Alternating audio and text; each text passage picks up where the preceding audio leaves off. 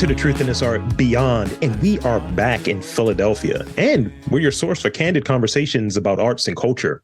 I am your host, Rob Lee.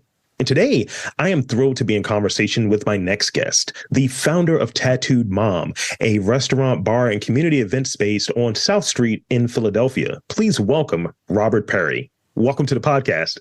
Hey, Rob. Thanks for having me. It's a pleasure to be here today.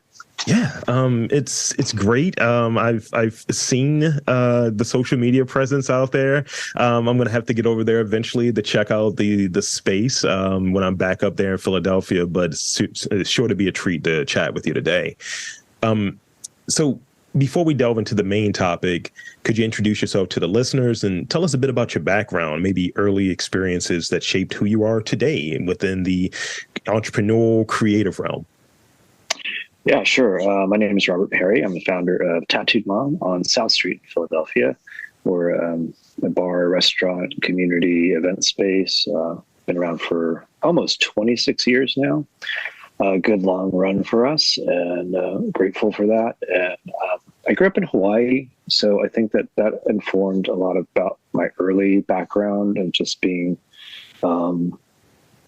immersed in like this really magical, creative, beautiful, multicultural place that is a great place to be a kid and a great place to experience childhood. And I think that gave me a very open way of looking at the world. And so that was a good start for me. And my parents were also very encouraging of my siblings are very encouraging of pursuing creativity and being open to, the arts and how they can enrich your life, really. Thank you. Hawaii. I remember reading that somewhere. It was just like a question, like the sort of rapid fire question about what's something that people don't know about you? And it's like, well, I did my research a little bit. And thank you for that. I think, it's something to be said about when we're able to look back at some of those experiences growing up, and it maybe give us a sort of sensibility as to how we go about what we do as adults, whether it's, having a more multicultural, multi-community lens to, the communities we want to work with and we want to foster, or even, hey, I saw this drawing when I was younger and now I'm an illustrator. I really wanted to get in that area. It's something about that. Yeah, for sure. I think that we don't realize how much it does shape us as an older person. I think I have a better, not better necessarily, but just a different perspective on how my story has influenced my story in a lot of ways. And sometimes you don't get that, you don't gain that perspective until, different parts of your life, you might be open to how that has had an effect on you, Yeah. I think a lot of people go through a moment in their life where they sort of reject their past or reject their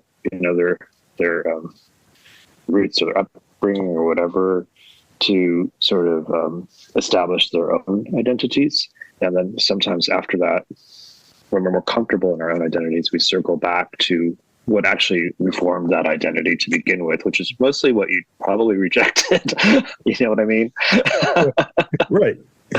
Yeah. And I think going through this process and doing 500 plus interviews is kind of like, you talk with people who are creative and they see things through that lens. They see it through an arts lens and like a multicultural lens. And it's like, I remember someone told me, it's like, that you're a type A personality, right? That you're an artist. And it's like they're reminding me of stuff that it's like I experienced this, but they're like, no, you really didn't give it that due. You didn't really acknowledge what you were doing. You didn't own it. So now looking at it and kind of walking in it and owning it a bit more, it's really cool, but also it's really challenging at times because for sure we really closely identify with, at least a lot of us do, with what we've maybe done for a long time, whether it's in a career when you're doing sort of the business thing and then moving into more of a creative sort of like role in one's work. And I know that my career path went from being in marketing for a really big company and then moving into like higher ed, which was a lot fun, much more fun. But now kind of really splitting between doing this creative role and being a podcaster for as long as I have, while also still balancing a day job that's, left brain, right brain. So could you speak a bit on sort of your career path? Sure. It's kind of a long and winding road. Like I said, as an older person, I've been doing this tattooed mom longer than anything else in my life. It's 26 years.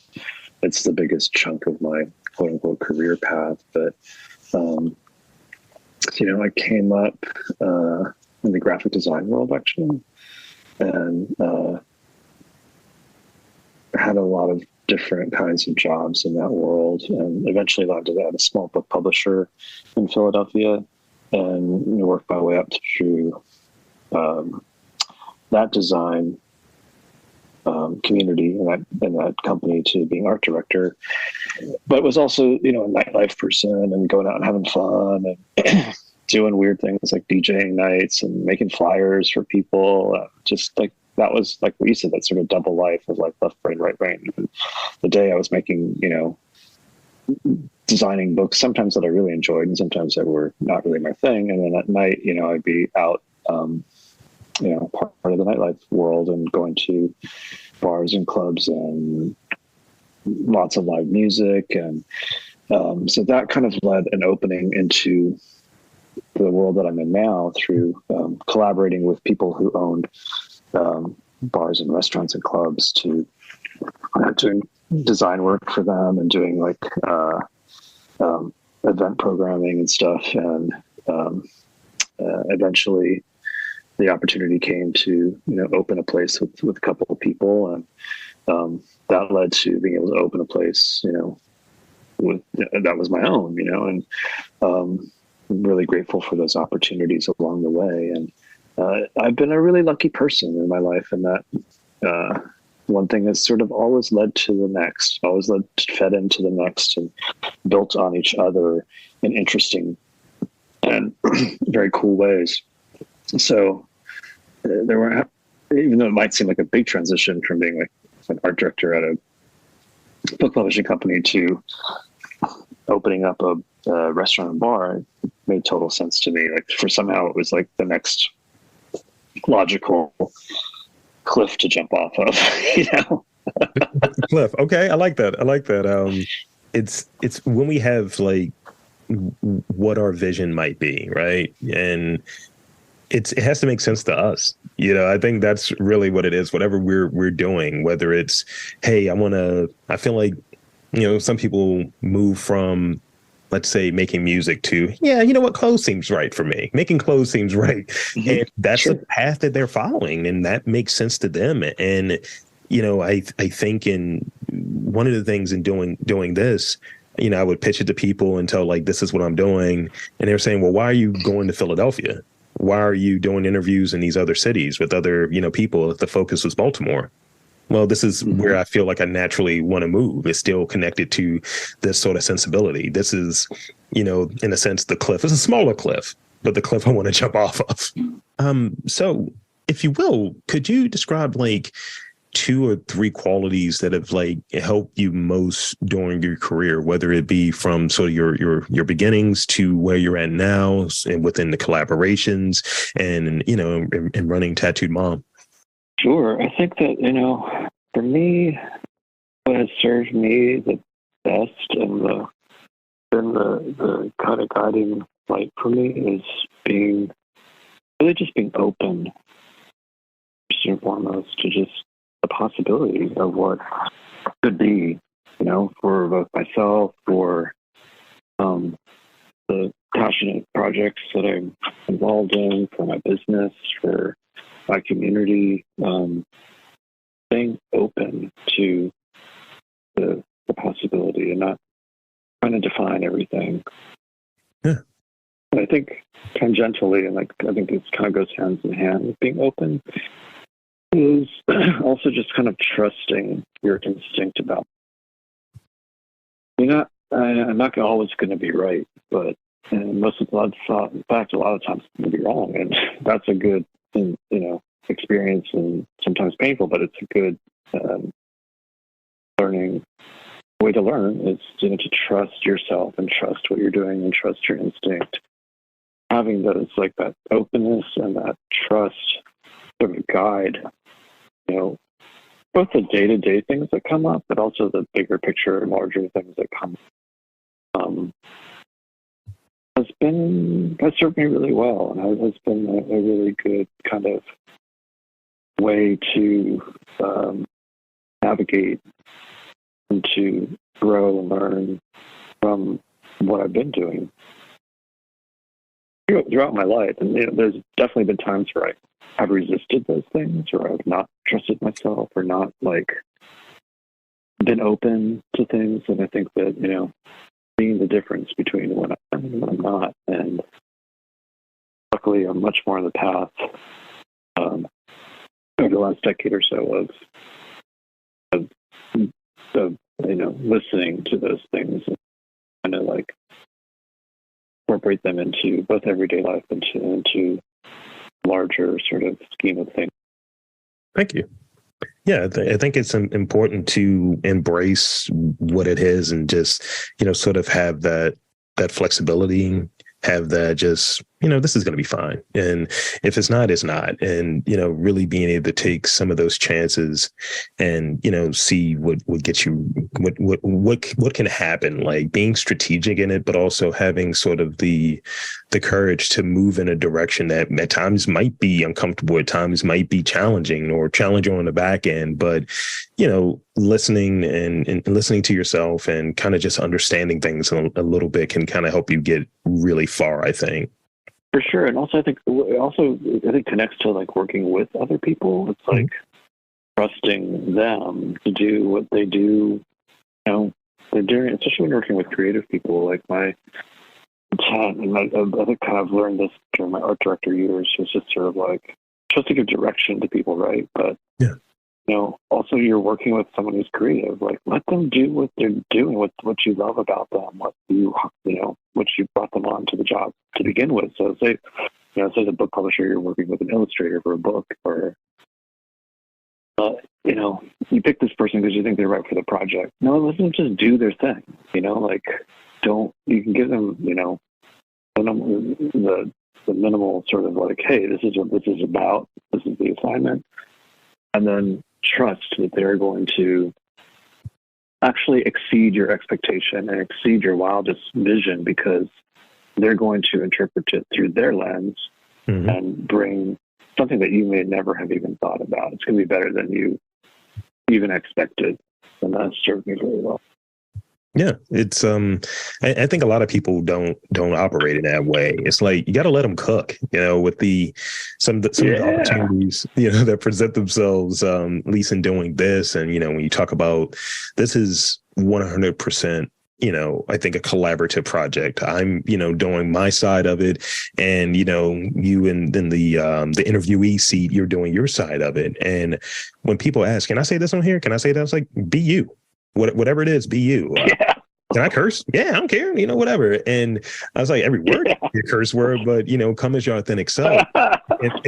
and I have that trust in it. Otherwise, I'm selling something that's not quite it. It's I'm being me and asking whatever goofy questions I'm going to ask, mostly in the rapid fire portion of the podcast. But literally, I understand the bit that I understand about it, but really it's about, sharing a person's story, helping them share their own story, and, really getting to the truth around something.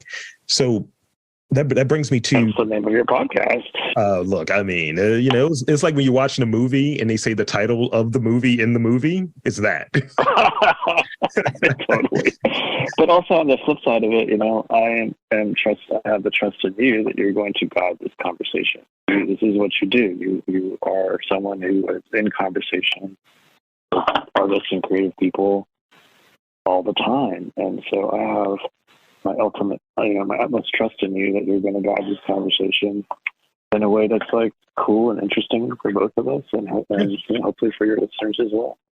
Well, thank you. Thank you for that trust. And that's something that it's really important. I recognize that there's a lot of trust that goes into it. you're asking people about what their work is about. And sometimes those stories aren't the, hey, man, I picked up paintbrushes one day and I was like, man, I'm an artist. It might be a lot of different stuff that's baked into that.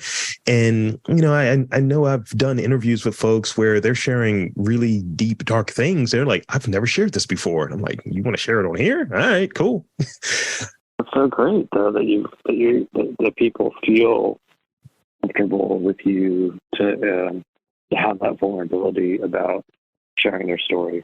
So could you give us the lowdown on Tattooed Mom? Like how describe like what it is and well, actually you already did that, but describe like how it got started, like the story, how it got started, and what was the significance behind the name? Oh, sure. So, I mean, like I said, I was working with a couple people that had opened another spot up in Old City called Sugar Moms. One of the founders there was affectionately known as Mom to a lot of people. She wasn't like a biological mom, but she was like a mom figure to a lot of people, traveling bands, or she'd take care of people as they came through town, just looked out for people in general. And then we broke off to do our own project on South Street, which is also heavily tattooed. There's a lot of tattoo shops around us on South Street. It's part of the alternative sort of, underground culture that's been there for many decades. And thought of just tapping into all of those things at once. And, we just called it Tattooed Mom.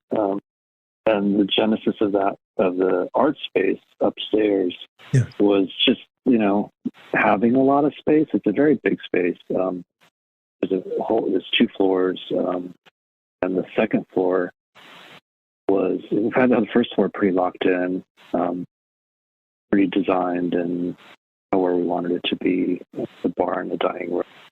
And the upstairs, it was a larger space, and there was a lot of art, there's a lot of wall space and just a lot of space in general. And, there wasn't any more money, and there was a lot of canvas up there. And we had come from a background of like, going to house shows with bands, lots, and being in skate parks and just like all kinds of, lack of a better word, subculture spaces that had a lot of graffiti and street art before it was even called street art in them. And those were largely the people that turned up when we first started. Our doors upstairs, friends in the graffiti skate community, people who played in bands, artists, weed tasters, all these different kinds of people showed up to support, and they also just felt comfortable there. And there was sort of an unwritten, unspoken permission to contribute to the space up there, and add their mark to the walls, and one thing just sort of led to another. And little by little, tag by tag, sticker by sticker, wheat piece by wheat piece, stencil by stencil, it kind of turned into the free-for-all, uncurated, every inch covered of the space, sort of Philly's unofficial street art museum that it is today, a couple decades later. And that's just through the literally thousands of people who have walked through the doors and vibed with it, understood, enjoyed, were inspired by the feel of it, and decided to add and contribute and embrace like the uncurated chaos that's up there.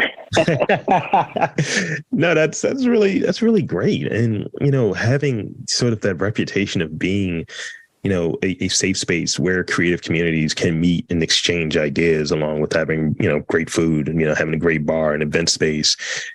Why is it important to have like spaces like that, like Tattooed Moms? Well, I feel like it's important for lots of reasons, but one, there just should be spaces like that everywhere, in every town.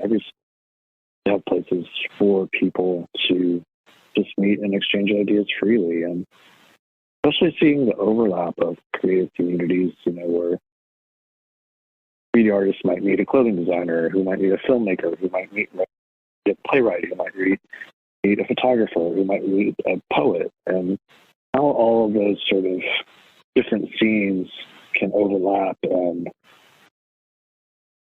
exchange ideas and collaborate is a very thrilling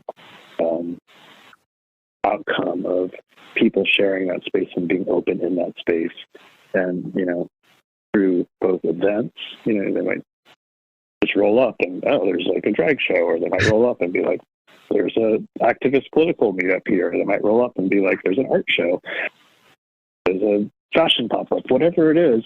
Yeah. They might be exposed to a community or a subculture that they didn't know about or get inspired by. And I think that's really, really great. It's fun to see. And then secondarily, I feel like these kinds of spaces, and this moment particularly, are somewhat under attack and somewhat threatened by a culture that doesn't want to see this openness, doesn't want to see this expression, and is fighting against inclusivity and against, safe spaces like ours, the world, which is frightening and not the direction we should be going in at all. So I think now more than ever, it's important to say, we embrace these things and we honor these things and we defend these things, and we think that they're actually super fucking important to our culture, and we're going to proudly say that we are that place every single day that we can. Yeah. Especially in the face of the threats to those kinds. That's important, 100%. And, those are the places when, I travel somewhere and I'm like leaving my normal sort of setup and I'm venturing off. I'm like, where are our people? Where are the street people? Where are the weirdos? Literally, I usually will say, where's the weirdos at? That's where I'm going, because, where's the neighborhood at? It's like the quality of the food's going to be better, for one. That's going to be number one right there. Yeah. And it's just like, look, we're not going to have that. But it's one of those things where, for something that's so interesting, that leads to so many different fusions and collaborations and just really interesting conversations. Like I'm an eavesdropper. I'll walk by and say, what did you just say? Yeah, wow, that's great. And for it to be like under attack in the way that it is, and I agree with you, where it's a certain energy when you go to a place where like revelry and really powerful and important conversations, or even non-important conversations, but just the fact that the conversations are happening, those sorts of places are really important and really fun. And I find that there are venues, like I know here in Baltimore, we have an orchestra, very, fine arts, very, very white or what have you. And they're making an attempt to be more inclusive of having, different types of programming, having programming that's more reflective of the city it's in. And, demographically speaking, I think Baltimore and Philadelphia have a really high concentration of Black and brown people. And at times, historically speaking, those spaces that are, could be something, it could be a place where Black and brown people kind of meet up, hang out, exchange ideas, are usually some of the first to go. Absolutely. And they can be spaces that are quickly threatened by gentrification, by, the economies of rapidly changing cities and neighborhoods. We're in a neighborhood that was historically Black and Jewish, and has changed dramatically in the past 40, 50 years. And the history of our neighborhood is, again, we have like the oldest, if not the oldest, Black churches in the country, like a block from us. An Underground Railroad passed through, like, again, about a block from us, north of us. And so, and South Street was historically the edge of the city, and historically, there's so much fascinating history that surrounds us constantly. Yeah, I feel like it's important to acknowledge that, and also to be a place where this can continue, and these conversations can continue, not only between people, but like literally on the fucking walls here too. There's constant conversation because people are putting up things. They're putting up wheat paste and stickers and stencils and all kinds of stuff that is sharing your voices with the world, whether it be through a piece of art or through words or through whatever it is. And then other people are rolling up and adding to it. They might add a comment or add, remix something. So there's a conversation that goes on as well on the walls. Really interesting. Yeah. Maybe that allow, especially, maybe voices that feel like they're not heard, whether it be Black and brown voices or queer voices or immigrant voices or women's voices or trans voices or whatever it is, that those voices are heard here and that they're seen here and they're celebrated here. Yeah. Like underrepresented folks, getting that sort of like space to have those sort of dialogues. Like, well, if this is what my wheat paste says, well, here's what my sticker says. It's like, guys, calm down. It's so much going on. Yeah, but I think it's cool though, because those are very accessible media for people to be able to. I mean, you can get a sticker for free if you walk down to the post office. Right. I mean, I will tell you, do that. Go do it, man. It's free. Like, it's great that those are accessible ways to enter into a world and to give voice to your creativity, whether you can just write something or draw something. Yeah. Basically, whatever it is, really cool, accessible, easy access way to get into the conversation and have your voice heard, hopefully. Yeah, it's important. So I'm curious where sort of, creative sensibility, creative decisions kind of merge and maybe diverge from sort of entrepreneurial decisions, like ultimately in running a space that, it definitely has, I would imagine, a rent, mortgage and all of that stuff and some of the responsibilities of an entrepreneur. While also, trying to, being a part of a community and being a part of the creative community. So where do they kind of like blend together and where do they really diverge? Like sorts of like decisions you may make in terms of, hey, we're going to have this cool event here because this makes sense in this way, but also how are we going to maybe fund something else? Can you, share a bit about that?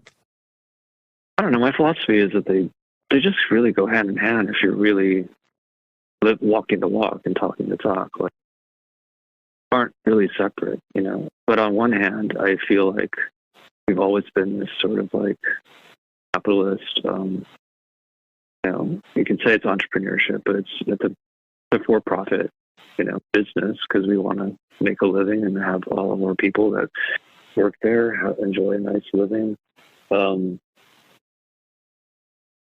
be secure, okay. Absolutely. We have to pay our bills and the rent and keep it like all other stuff. So the model is definitely a capitalist model, which is in itself imperfect and fucked up in so many ways. But, I feel like that's sort of like the skin of who we are, but the heart is always community-based. It gives, it's the reason for that is not only for the people that, who are part of our through there to have security and have a good life. It's also to be able to offer up the space every day. We generally never charge people to use the space. Try hard not to charge people to come and enjoy the space for most things. Thank you. So, yeah. It's really important to us to have one thing inform the other. So by being a quote unquote for-profit company, that hopefully funds everything that we do, hopefully funds us being able to have a space where we can invite the community to do their first event ever, maybe try out a new idea, to host a night, to bring people together for a meeting or a fundraiser. Also allows us, hopefully, to be able to put some of our profits back into the community in many different ways, whether it be through a monthly donation day where we highlight either an activist or mutual aid organization and raise money for them, or a million other events that we do to hopefully give back to the community that so generously supports us and has supported us for so many years. Feel again, that the entrepreneurship side, the business side of it informs the community. They go hand in hand to me. They're not separate. They're not different sides of the coin. They're all part of the one thing together. We couldn't have one without the other. We wouldn't have a business that was still open without our community. Yes, that's possible. So that's the heart of it, like right there. And if you don't understand and realize that, then I don't know. It's like that really informs everything that we do. Is that community is at the heart of our mission, and that sounds corny, but it's like totally 100% true. Especially the past few years, where businesses, small businesses like ours, especially in the entertainment and restaurant and our business, has all been so challenged, shut down for so long, and having hoops to jump through, and really scary times in terms of perfect example. I was just thinking about this last night because it's 3 years ago that we had to close for some time when COVID first was a serious thing. And it occurred to me just then that, the community was really the people that got us through that time. They immediately just said, hey, whatever you're doing, we're there for you. Whatever you need, we're there for you. Whatever crazy model you have to come up with to survive, we're here to support it. And we were so fortunate and so lucky to have that support there. We needed it. We want to always be able to do the same thing for everyone else too. Anyone else in the community that needs our support and help, we want to be there for them. It's great. It's thank you. It's being part of a community in the truest sense. And I like that you said like these, they go hand in hand. And I think when one is doing one right, when we're doing one right, the other one, it's by nature is being done right as well. I have this belief in doing this podcast that, whatever time commitments, whatever resources that are needed to keep the sort of operation running and what have you, this is, for the most part, an unfunded project. A few pieces here and there, but mostly an unfunded project or underfunded project. And I always kind of look at it, had this belief, this prevailing belief that the community is going to take care of me. It's going to be fine. It's going to get sorted out. And really, this sort of work is about the community, whether it is in the larger sense of the creative sort of global community, or in a more micro sense of the creative community in Baltimore or in Philadelphia or in New Orleans, what have you. The 3 markets that I'm doing most of my work in currently. Absolutely. I mean, you are sharing these conversations with people all over the world and creating even the remote, both a local community and shining a spotlight on people that are doing the work out there, these different cities, and through the nature of your work, you're able to share it with a worldwide audience. If anybody's listening, sponsor this guy, because these kinds of things need to be. People need to see their value and their worth, and do whatever they can to support them. Yeah, 100%. So I got one more real question, and then I got some rapid fire questions for you. So as it relates to, being in a business with a deep connection to the creative communities, all of the communities, what are 3 like traits that you see prominent in the Philadelphia creative community? Traits in terms of what exactly? Oh, maybe in terms of how they approach their work, the type of work, anything that really comes to mind when you think of, that's definitely some Philly artwork there, or that, like you touched on wheat pasting, and that feels like that's really a Philly thing. But, I'm sure other places can take their claim to it, but that definitely feels like a Philly thing. So, I think of something like that. Yeah, that's what comes to mind for me. Yeah, I don't know. I mean, there's so many like Philly special things like in the wheat paste world. Yeah, there's plenty of other cities that we paste, but I think because of our our history as a city of murals. So many like large scale artworks here that people aren't afraid to go big, which I love. They're not afraid to make like a bold statement, not only in the size of their artwork, but also in the message and the attitude. Philly's got attitude. Philly's got not afraid to speak up, not afraid to speak their mind, which I like. And I think that's a really special trait. Is that because of the murals, we like to go big.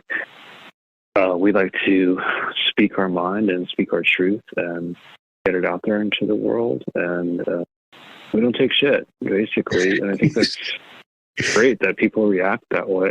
People not react, but like will use their voice in that way. Whether it be through the long history of graffiti, just saying with their voice, like, I'm here, I'm fucking here, like me. Or through, a wheat paste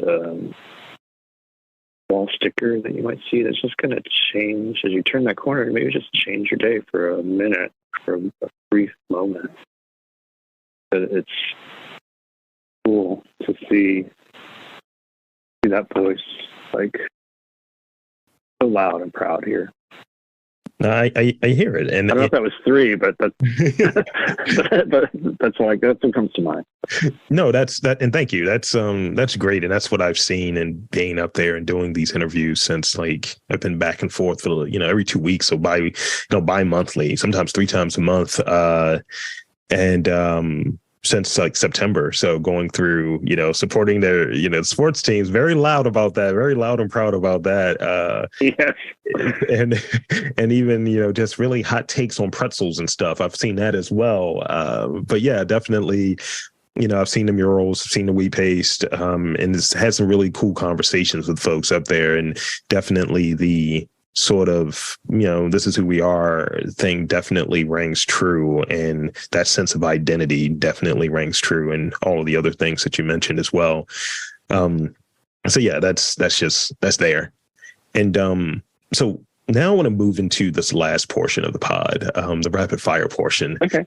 So the way that this works, you don't want to overthink it. You whatever first comes to mind, that's what the answer is, I guess. That's the way we try to rock this. So here's the first one. You got it. What's something that keeps you up at night? Oh man, I don't know. Worrying about how fucked up the world is, and like. That's an honest answer. Yeah, I mean, yeah, I didn't think that would be the case, but it's definitely been the case for some years. And also, like, what can I do to make it a little less fucked up?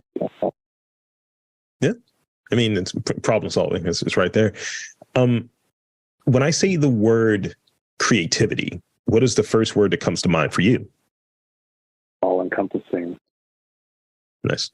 Should be part of, everything in life, really. Let's see. It's not just art, like it's anything that you can do to live that way. Yeah. Talk or living your life in a way that. So let's see. Next one we got is, so obviously you guys have, tons of great food on the menu. So I got to ask a food related question. Sure, go for it. Name a food combination that you enjoy that most people find weird. Most people find like strange. And like, I don't know if I'd eat that. Like, I know yesterday I interviewed someone and they're a big pickle person. And like, look, man, I eat fried pickles all the time. I'm like, what are you talking about? So what is a odd food combination that you enjoy that some people just like? I'm like, I don't know, Robert.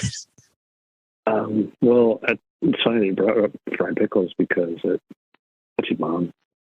Probably our most favorite thing, and not everybody's taste, but it's our number one seller is a pickle fried chicken sandwich, which is chicken or vegan chicken brined in juice with fried pickles and a bunch of other stuff, and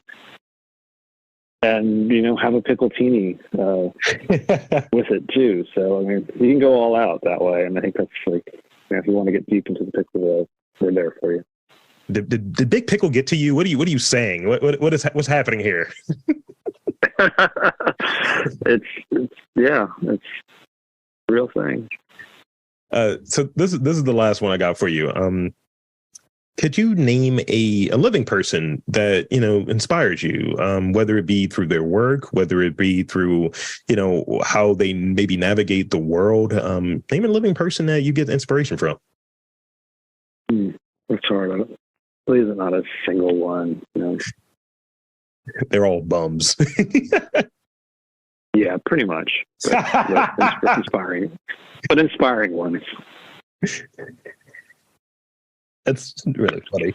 So I guess that's it then. For the interview. So one, I want to thank you for coming on and making the time to chat with me. And two, I want to invite and encourage you to share, anything you want to share in a final moment, social media, website, all of that good stuff. The floor is yours. Thank you. Well, thank you so much for having me. It's really a great, enjoyable conversation. Like you were excited and like nerding out as much about the creative world as I do. So I appreciate you taking the time to be able to share this weird, crazy, collaborative, experimental art project that's lasted for 26 years. Your audience. And I don't know. I mean, G-moms are out there in the world. Come visit us on South Street in Philadelphia. We see us on all those social media places, but don't spend too much time there. Go out and live your life instead of just looking at pictures and videos of other people living their lives. But we're there if you want to experience it that way. But the best thing to do is just come, enjoy, get into a conversation with somebody. You won't regret it. And there you have it, folks. I want to again thank Robert Perry from Tattooed Bomb for coming on to the podcast. And I'm Rob Lee saying that there's arts and culture in and around your neck of the woods. You've just got to look for it.